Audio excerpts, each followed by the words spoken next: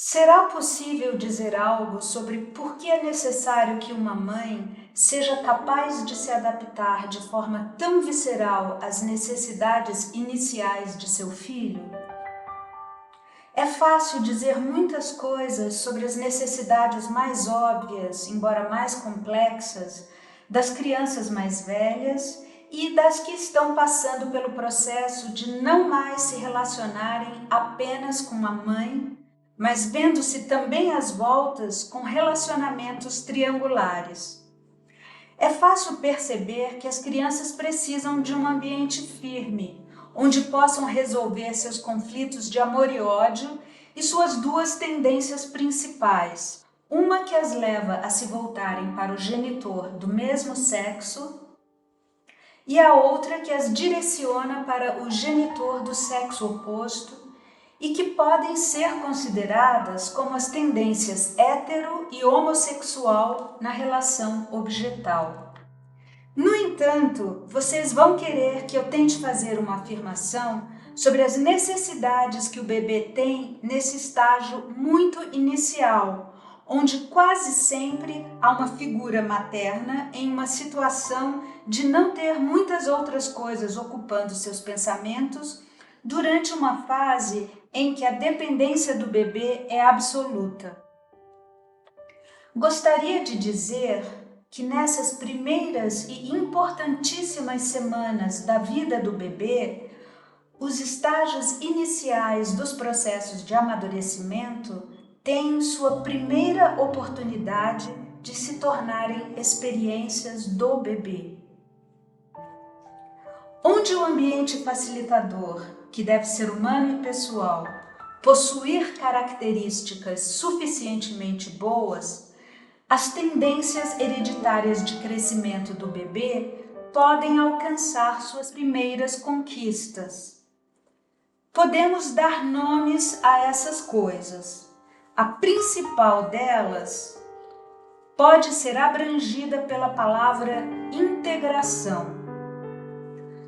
Todos os fragmentos de atividades e sensações que vão constituir o que passamos a conhecer como sendo este bebê específico, começam a congregar-se em determinados períodos, de tal forma que há momentos de integração em que o bebê é uma unidade. Embora, naturalmente, uma unidade muitíssimo dependente. Dizemos que o apoio do ego materno facilita a organização do ego do bebê. Com o tempo, o bebê torna-se capaz de afirmar sua própria individualidade e até mesmo de experimentar um sentimento de identidade pessoal. Tudo parece muito simples quando vai bem, e a base de tudo isso encontra-se nos primórdios do relacionamento, quando a mãe e o bebê são um. Não há nada de místico nisso.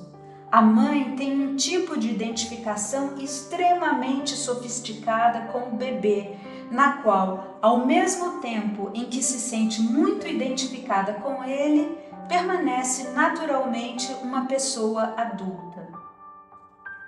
O bebê, por outro lado, identifica-se com a mãe nos momentos calmos de contato, o que é menos uma realização do bebê do que um resultado do relacionamento que a mãe possibilita. Do ponto de vista do bebê, nada existe além dele próprio e, portanto, a mãe é inicialmente parte dele. Em outras palavras, há algo aqui que as pessoas chamam de identificação primária. Isto é o começo de tudo e confere significado a palavras muito simples como ser. Poderíamos usar o termo afrancesado existir e falar sobre a existência, transformar isso numa filosofia e chamá-la de existencialismo. Mas, de um jeito ou de outro, preferimos começar com a palavra ser e em seguida com a afirmação eu sou. O importante é que eu sou não significa nada a menos que eu, inicialmente, seja juntamente com outro ser humano que ainda não foi diferenciado. Por este motivo, é mais verdadeiro falar a respeito de ser do que usar as palavras eu sou, que pertencem ao estágio seguinte. Não é exagero dizer que ser é o início de tudo, sem o qual o fazer e o deixar que lhe façam não tem significado.